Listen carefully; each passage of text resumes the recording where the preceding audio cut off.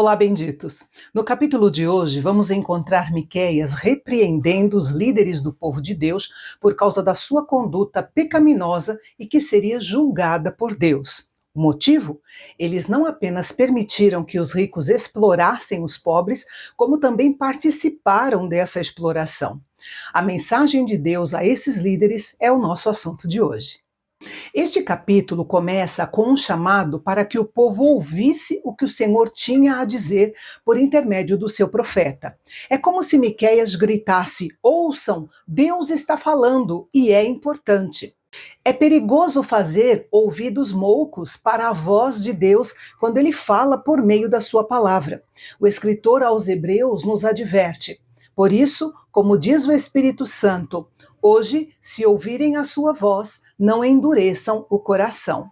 Miqueias começou sua mensagem repreendendo as autoridades civis, homens que não só permitiam, como também participavam da exploração aos pobres, negligenciando sua responsabilidade de prestar contas diante de Deus. Os líderes, tanto de Israel quanto de Judá, tratavam o povo de Deus de uma maneira terrível. Aqueles que haviam sido atingidos pela pobreza extrema por causa da corrupção dos líderes acabavam morrendo.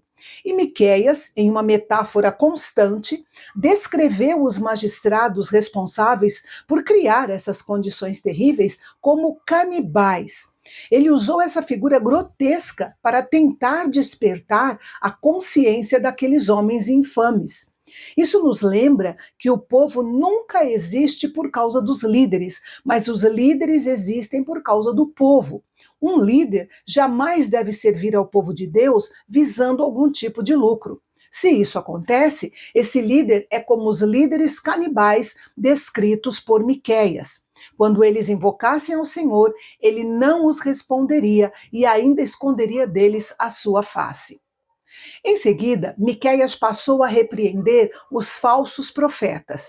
As mentiras que eles falavam em nome de Deus cooperavam para que os líderes continuassem seus atos perversos. Se alguém lhes desse alguma coisa para comer e beber, eles profetizavam qualquer coisa que quisessem ouvir. Contudo, chegaria o dia em que eles seriam desmascarados e todos saberiam que não passavam de impostores. Clamariam ao Senhor, mas ele não responderia e eles acabariam em total descrédito e vergonha. No entanto, Deus tinha ali uma testemunha fiel, bem diferente dos falsos profetas. Capacitado pelo Espírito do Senhor, Miqueias tinha uma voz poderosa de justiça. E como a maioria dos profetas do Antigo Testamento, ele pregava contra a transgressão e o pecado, lidando com assuntos que não seriam resolvidos enquanto o povo de Deus não confessasse e abandonasse o seu pecado. Nos versículos 9 a 12, vemos Miqueias lidando abertamente com os magistrados em ambos os reinos, Judá e Israel. Os governantes de Jerusalém não eram muito melhores do que os de Samaria. Por isso, deveriam esperar um julgamento semelhante, a menos que se arrependessem dos seus pecados. Miqueias fez uma recapitulação dos pecados das três classes de líderes: governantes, sacerdotes e profetas. Ele os acusou de pecados como cometer injustiça, distorcer a verdade, matar gente inocente e aceitar suborno. E enquanto praticavam esses atos de perversidade, eles confiavam na constante presença e bênção do Senhor. Essa falsa fé interpretava a paciência e a graça de Deus como se ele estivesse aprovando as suas ações. Eles pensavam que Jerusalém e o templo eram sinais de um bom relacionamento irreversível com Yahvé, negligenciando a responsabilidade de viver em santidade. Por isso, o julgamento divino estava determinado sobre eles, a menos que se arrependessem. Como escreveu Paulo a Tito, afirmam que conhecem a Deus, mas o negam por meio do que fazem.